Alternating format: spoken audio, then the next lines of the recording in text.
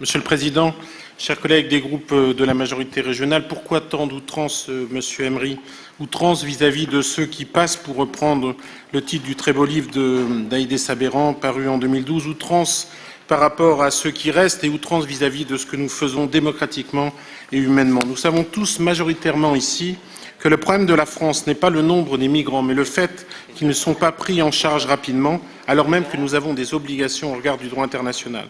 À cet égard, notre groupe souhaite redire à Madame Le Maire, qui est en Chine, mais le message passera, tous ses encouragements, parce qu'elle fait face à toutes les outrances et elle tient le cap d'une ville qui n'est pas seulement une ville de passage depuis 5 ans, depuis 10 ans, mais qui l'est depuis toujours. Elle est dans un climat au vent tempétueux, au rendez-vous de l'histoire de sa ville et de son agglomération, dont notre collègue Catherine Fournier est élue. Notre groupe encourage, Monsieur le Président, toutes les démarches, les vôtres, de focalisation de moyens sur Calais et de son agglomération.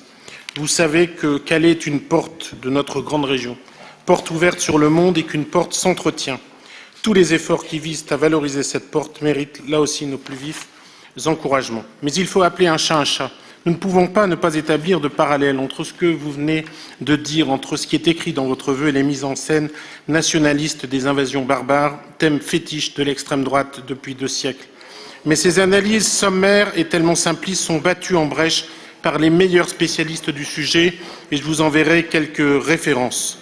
Le bien, chers collègues, ne fait pas de bruit, le bruit ne fait pas de bien.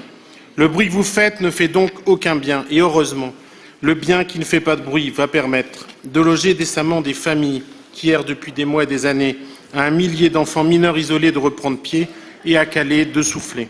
Jamais nous n'oserions vous interdire de dire ce que vous pensez, mais nous faillirions si nous ne redisions pas avec force que le devenir de l'humanité dépend aussi de la première des vertus, l'humanité, la nôtre.